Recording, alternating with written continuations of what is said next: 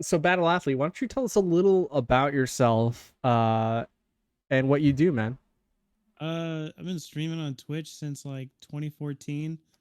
Got partnered at like near the end of 2014 and been streaming like ever since. For a while, I was consistently making like YouTube videos in like 2015, 2016 for like a year or so, and then mostly playing like fighting games and honestly whatever I feel like playing. Anything from like horror games to racing games to like platformers, you know. Um yeah, I just been existing on the internet, just I'm also a former marine, disabled veteran, Oh pretty hell much yeah. just hanging out and playing video games and mostly fighters lately. I've always been playing fighting games, but it's sort of been my focus for like more recently, I think. Yeah. Happy pre-Memorial Day. Oh Uh, yeah, it's Memorial Day weekend. Yeah, Yeah. exactly. Indeed, sir. I get the day Uh, off tomorrow. I'm so excited.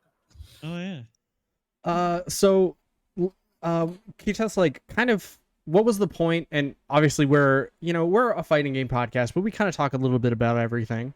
And there's no stress. We don't have to talk about fighting games. But hey, what? but let's talk about fighting games. So, I mean, since we're on the topic, No since pressure, only but that- talk about fighting. no, tell us. So, how did you get into playing fighters, man? Um, man, it goes pretty far back. This actually circles back around to watching anime in the 90s. Hell yeah. When I was in middle school, I was like channel surfing uh in the summer, and then I came across that sci-fi anime block at like whatever in the morning, and I had caught the last part of Fatal Fury the movie, the anime, Oh man, that's so good. where Wow. yeah, dude, I've and I never didn't seen even that.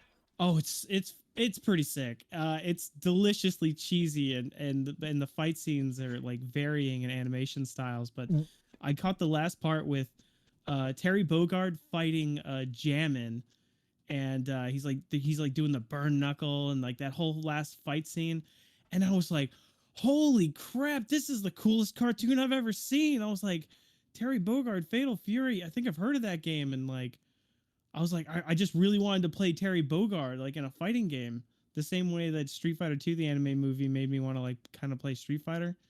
But so I tried to order a copy of Fatal Fury on Genesis off this magazine, and they sent them my money, and they never sent me the damn game. They just Wow, took my really? money. Oh, savage. Yeah, I got scammed. I was like, oh man. So what I did is I went to a local arcade, and they had Capcom versus SNK 1.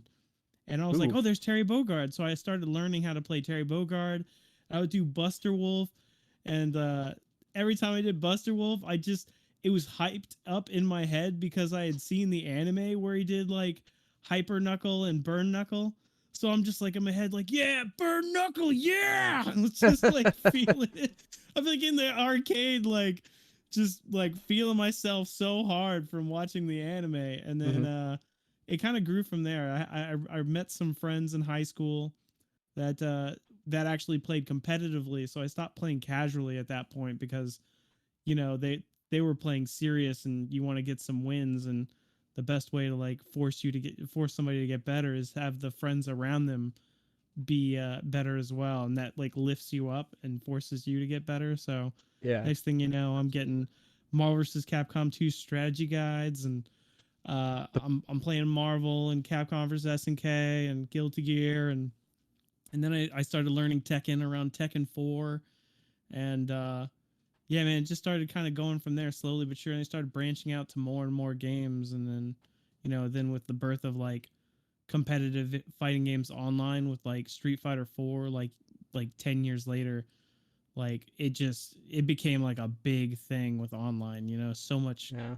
like everyone's playing, and it got super competitive, and yeah, man, I got hooked from beyond that, man.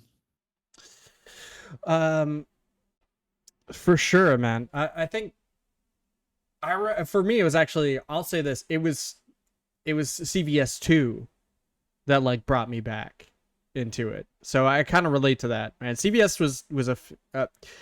2 is great. I don't know. I don't know too much about CVS 1. CVS 1 It's is like, a I missed different it. beast.